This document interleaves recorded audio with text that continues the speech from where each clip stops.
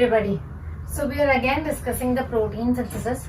In the previous video, it was just a very superficial thing so as to understand what was required and how the things were proceeding. Let's see how the process is going on. Again we'll see, but with a diagrammatic representation. So in the previous video we saw that there was a ribosome which dissociated into 40S and 60S. So this is the 40S ribosome. Similarly, here we see that there is a ribosome 80S which dissociated into 40S and 60S. Okay, and the 40S ribosomes got attached to two factors, that is initiation factor 1 and 3. So 3 and 1A are the initiation factors that come and join this 40S, so that this 40S will not again rejoin the 60S. So 1 and 3 are actually an anti-association factors. They do not again cause the joining of the 40S to 60S. So we are clear with the ribosome part over here. Then we discussed was that this tRNA that we have has to get the amino acid. That is, the activation of amino acid has to take place. So the activation of amino acid is the first step actually. So the amino acid in the presence of amino acid tRNA synthetase forms enzyme AMP amino acid. So the process of activation of amino acid takes place in two steps. The amino acid first joins the enzyme. So the amino acid first joins the enzyme in the presence of ATP, and then it joins, the amino acid joins to the tRNA to form an amino acyl tRNA. So this was our tRNA and this joined to our amino acid. In eukaryotic it was methionine. So this tRNA carried the methionine.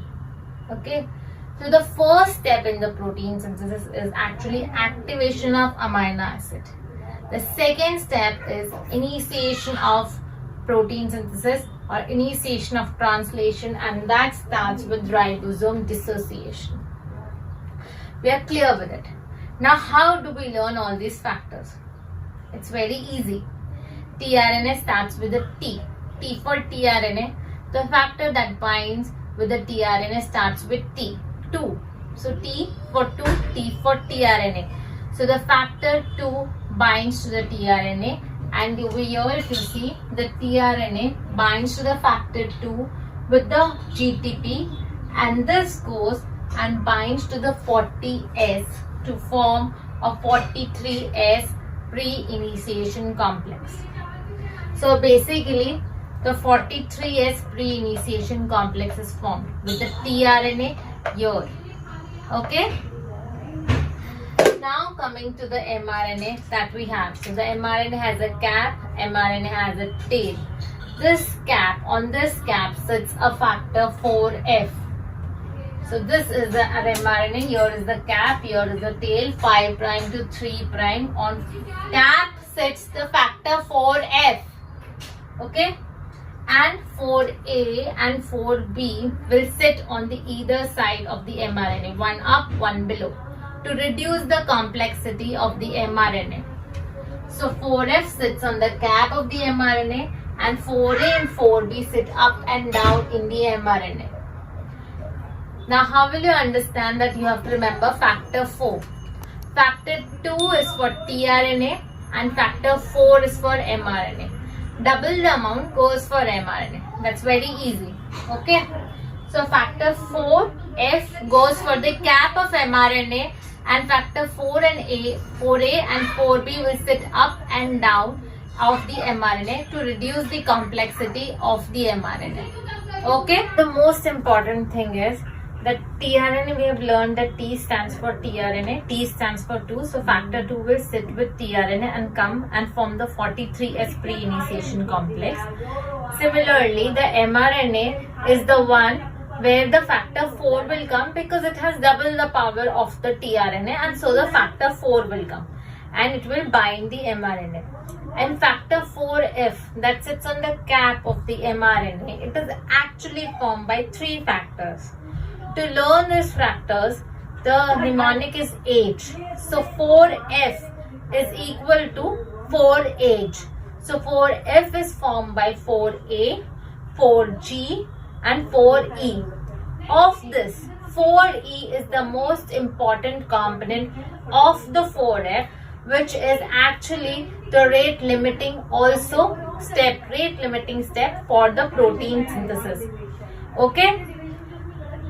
So the 4E is very important. Similarly, the factor 2 is also very important, which helps in the giving the direction to the protein synthesis. So two very important factors being factor 2 and factor 4F, in which 4E is the most important. So the factor 4F is equal to 4G, 4A and 4E, but we remember it as 4H, 4A, 4G, 4E and 4A and 4B coming up and down for the mRNA, and this is entering the 43S pre-initiation complex to form a 48S initiation complex. Once the 48S initiation complex is formed, now factor 5 comes into picture, and here the factor 5 with the 48S initiation complex and the 60S ribosome combines together to again form the 80S unit. So in a very small short summary or a gist of this initiation or the starting of the protein synthesis, you have to remember the requirements: amino acid, mRNA, tRNA, ribosome. These are the requirements for the protein synthesis: amino acids, tRNA, mRNA and the ribosomes. After you have done the requirements of the protein synthesis, then you will activate the amino acid. So a tRNA will have to carry an amino acid, then only the activation takes place. Now for the activation, again 1 ATP is required. Okay. Now coming to the initiation process, the ribosome gets split into 40S and 60S. To 40S ribosome, now you have to form a 48S unit. How will you form a 48S unit? To the 40S, if the tRNA along with the factor 2 and GTP enter, it forms a 43S. And to the 43S, if the mRNA along with the factor 4F and factor 4A and factor 4B enter, it forms the 48S initiation complex. This 48S, when binds to the 60S, it will again combine to form the 80S, and over here is after that the elongation will take place. We are clear with it. So I just want to clear once more the factors. 5 factors are involved. 2 goes with tRNA, 4 goes with mRNA. You are left with 1, 3 and 5. 1 and 3 goes with the 40S, and 5 comes just before the formation of 80S subunit. So only 5 factors to remember.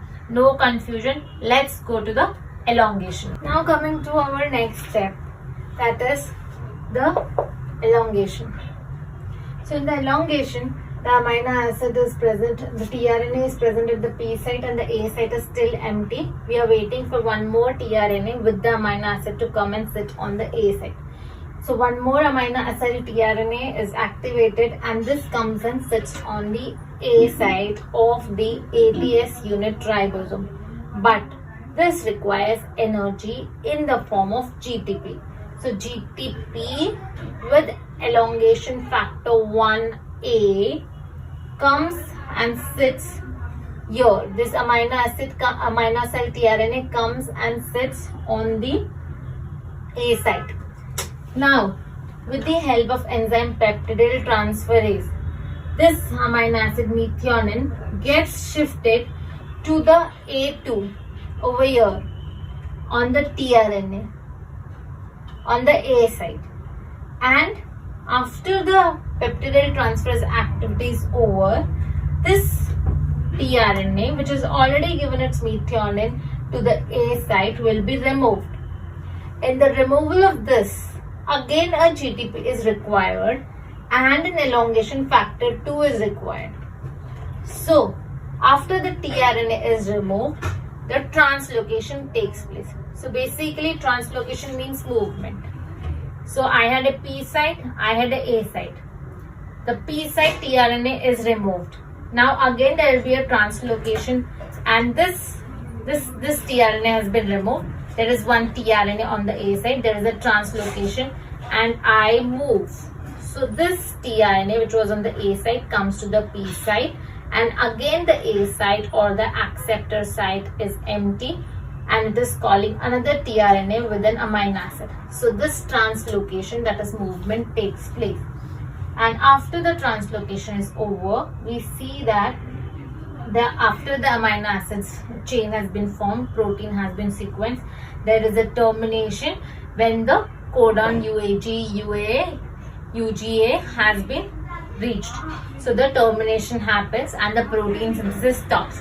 If you like this video, please click a like, please put a comment in the channel, and please share, subscribe if you like. And thanks for watching. Be socially responsible for yourself and for others. Sanitize your hand, wear the mask, and stay safe and take care. That's all. Thank you.